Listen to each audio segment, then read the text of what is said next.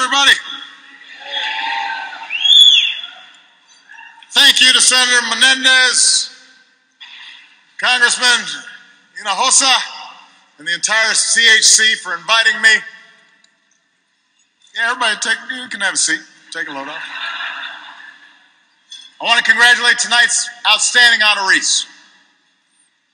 Jose Diaz-Balart, Eliseo Medina, Juliet Garcia. I want to thank all the other members of Congress who are here tonight, including the outstanding Nancy Pelosi.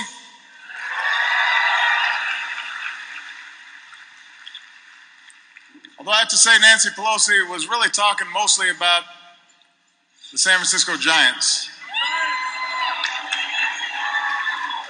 in a Nationals town. So that just shows her courage.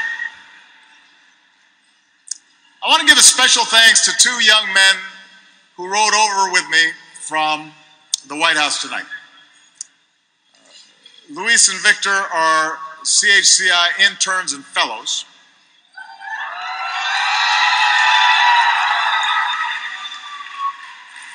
They are also dreamers, living and working in the country they call home and making it a better place for all of us. Their stories are inspiring, and along with the other CHCI fellows, they give me great hope for the future. They make me optimistic about what America is all about. Now, 6 years ago, I came here as a candidate for this office. I said if we work together, we could do more than just win an election. We could rebuild America so that everybody, no matter what you look like, no matter what your last name is, no matter what God you worship, no matter who you love, everybody is free to pursue their dreams. And that's exactly what we've set out to do. And today, there is progress that we should be proud of. I gave a long speech this afternoon about it, because sometimes we don't focus on what has happened over these last 6 years. Over the past 4.5 years, our businesses have created 10 million new jobs, the longest uninterrupted stretch of job creation in our history. In the spring, our economy grew faster than any time since 2006, and there are more job openings today than at any time since 2001. And we are going to keep working as hard as we can to help create good middle-class jobs even faster. 6 years ago, I told you we would confront the crisis of overcrowded classrooms and underfunded schools and help more families afford higher education. And since 2000, we have cut the Latino dropout rate by more than half. Because dropouts are down.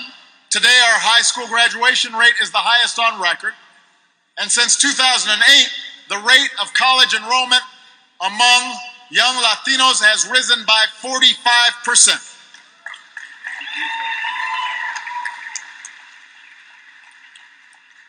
Six years ago, I said we'd take on a broken healthcare system that left 1 out of 3 Hispanics uninsured. Today, millions more Americans have quality, affordable health insurance that they can count on.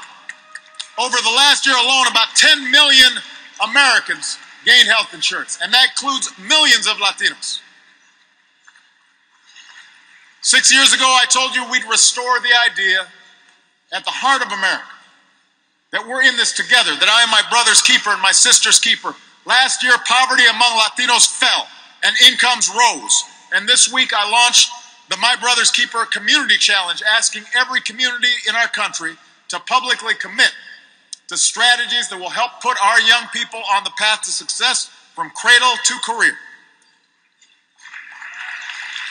So, the point I want to make is the progress we've made has been hard. Sometimes it's been slower than we want, but that progress has been steady and it has been real. We have done big things together, and we're going to do more. And tonight I want to make something clear. Fixing our broken immigration system is one more big thing that we have to do and that we will do.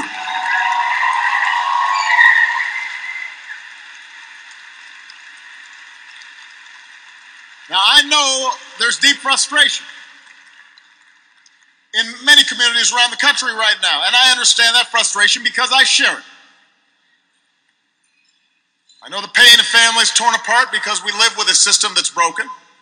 But if anybody wants to know where my heart is, or whether I want to have this fight, let me put those questions to rest right now. I am not going to give up this fight until it gets done.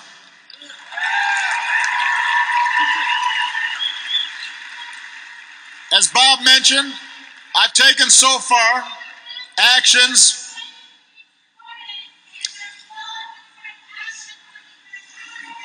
I'm about to get to that.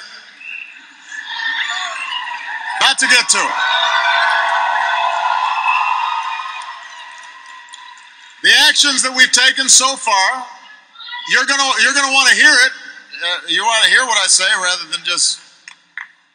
The actions that we've taken so far are why more than 600,000 young people can live and work without fear of deportation.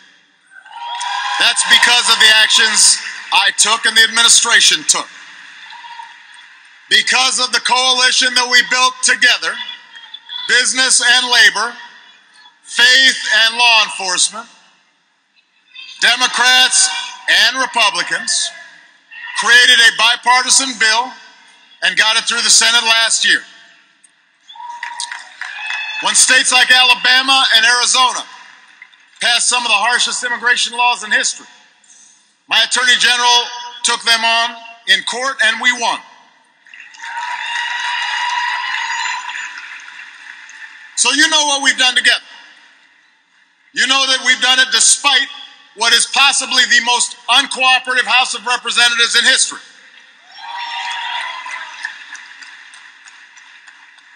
If House Republicans brought the Senate bill up for a vote today, I would pass it. It would pass today. I would sign it today. And they know it. But instead, they've been sitting on it for more than a year. They voted to strip dreamers of new protections and make them eligible for deportation. Not once, but twice they voted that way.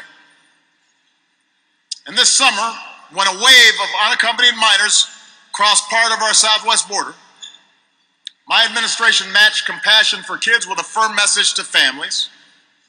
Today, fewer parents are sending their children on that perilous journey than they were this time last year, and we're working to give more kids the chance to apply for asylum in their home countries and avoid that journey altogether.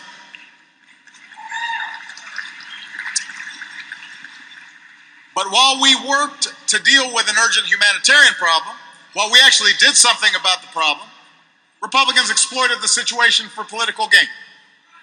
And in June, as all this was going on, Speaker Boehner told me he would continue to block a vote on immigration reform for at least the remainder of this year.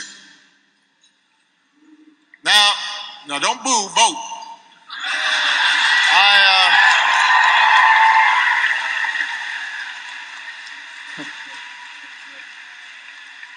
I've said before that if Congress failed to live up to its responsibilities to solve this problem, I would act to fix as much of our immigration system as I can on my own, and I meant what I said.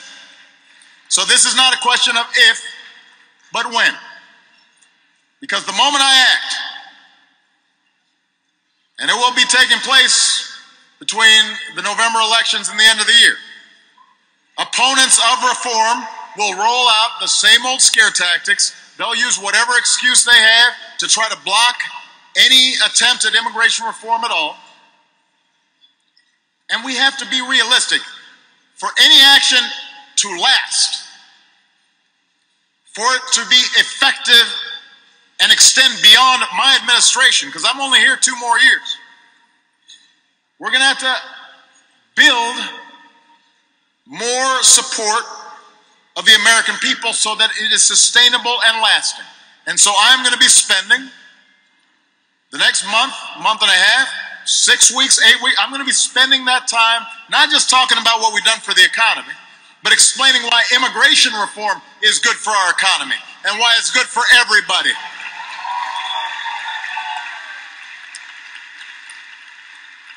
And when opponents are out there saying who knows what, I'm going to need you to to have my back. I'm going to need you to have my back. I need you to keep putting pressure on Congress, because the fact of the matter is, no matter how bold I am, nothing I can do will be as comprehensive or lasting as a Senate bill. Anything I can do can be reversed by the next president. To move beyond what I can do in a limited way, we are going to need legislation. And if we want that legislation to happen sooner rather than later, then there's one more thing I need you to do, and I've got to have you talk to your constituents and your communities, and you've got to get them out to vote.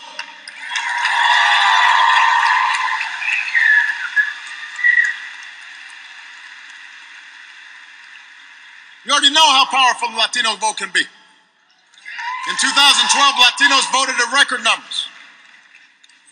The next day, even Sean Hannity changed his mind and decided immigration reform was a good idea. But despite that record-breaking turnout, only 48% of Hispanic voters turned out, fewer than half. Fewer than half. So the clearest path to change is to change that number. Si se puede, si votamos. Yes, we can if we vote.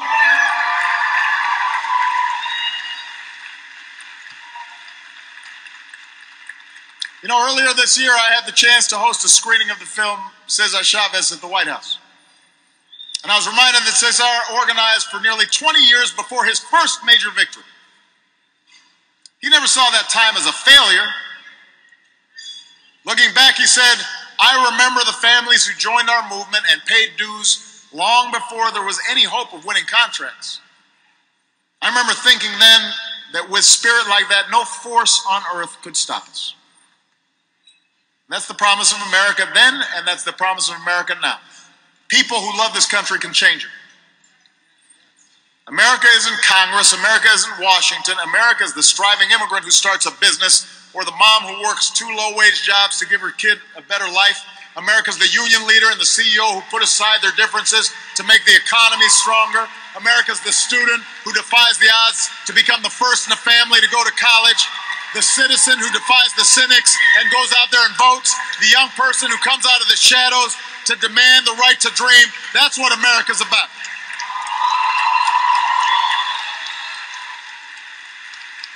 And 6 years ago, I asked you to believe, and tonight I ask you to keep believing, not just in my ability to bring about change, but in your ability to bring about change. Because in the end, dreamer is more than just a title. It's a pretty good description of what it means to be an American.